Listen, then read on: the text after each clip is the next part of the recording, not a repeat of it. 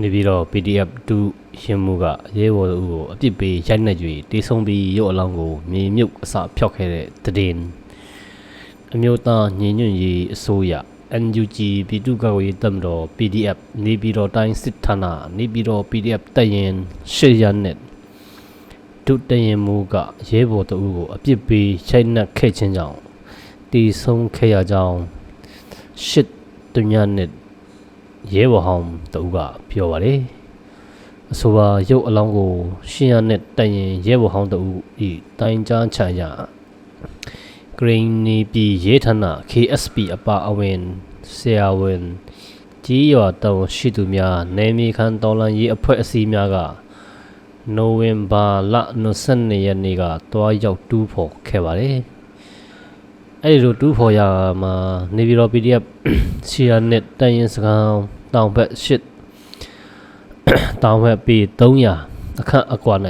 ဆောင်ဖြစ်ဘက်ကမြုပ်နှံထားတဲ့လူငယ်ရုပ်အလောင်းတစ်ခုတွေ့ရှိခဲ့တယ်ဖြစ်စဉ်မှာပြီးခဲ့တဲ့ AB လပိုင်းကထိုစခန်းတွင်ရှေ့တုံညနဲ့တိုင်ရင်ရဲဘော်လွမ်းမိုးကိုဒုတရင်မူဆရာအကြောင်းအပါဝင်တောင်းရှိသူများကအပြစ်ပေးနှိပ်စက်စဉ်ဒီဆုံးသွားခြင်းဖြစ်ကြောင်းလာရောက်တိုင်ကြားသည့်ရှစ်တုံညနဲ့ရဲဘော်ဟောင်းက KPV တို့ပြောကြားသည်ဖြစ်သွားတာက4လပိုင်းထဲမှာပါတီဆုံးသွားတဲ့ရဲဘော်ကဒရုန်းတစ်ဖက်တစ်ခုမှာတင်းနှန်းသွားတက်ပြီး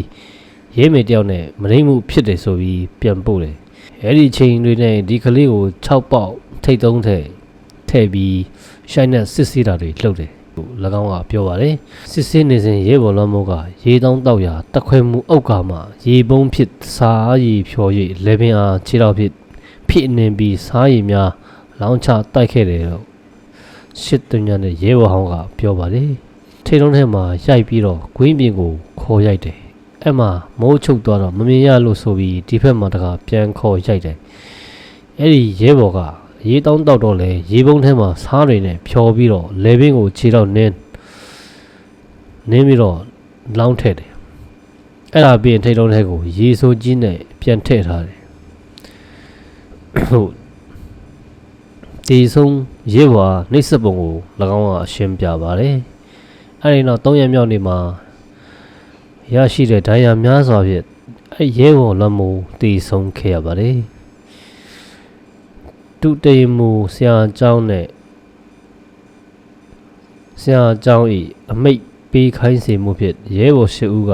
စခန်းတောင်ဘက်တွင်တွားရောက်မြုပ်နှံခဲ့ရတယ်လို့ပြောပါတယ်ထိုအကြောင်းအရာများနှင့်ပတ်သက်၍တောင်းရှိသူဆရာအကြောင်းခရဲဘော်နိုင်လက်နဲ့တခွေမူရဲဘော်ဥက္ကာတို့ကိုရဲဘော်တည်စေမှုအလောင်းဖြောက်မှုတို့ဖြင့်နေပြည်တော်တိုင်းစစ်ဌာနကရာထူးဖြုတ်သိမ်း၍အချုပ်ချထားက PDF စစ်ရုံးချုပ်ကဂိုင်းတွဲစစ်ဆေးမိဖြစ်ကြောင်းတင်ရရှိပါတယ်ခင်ဗျာ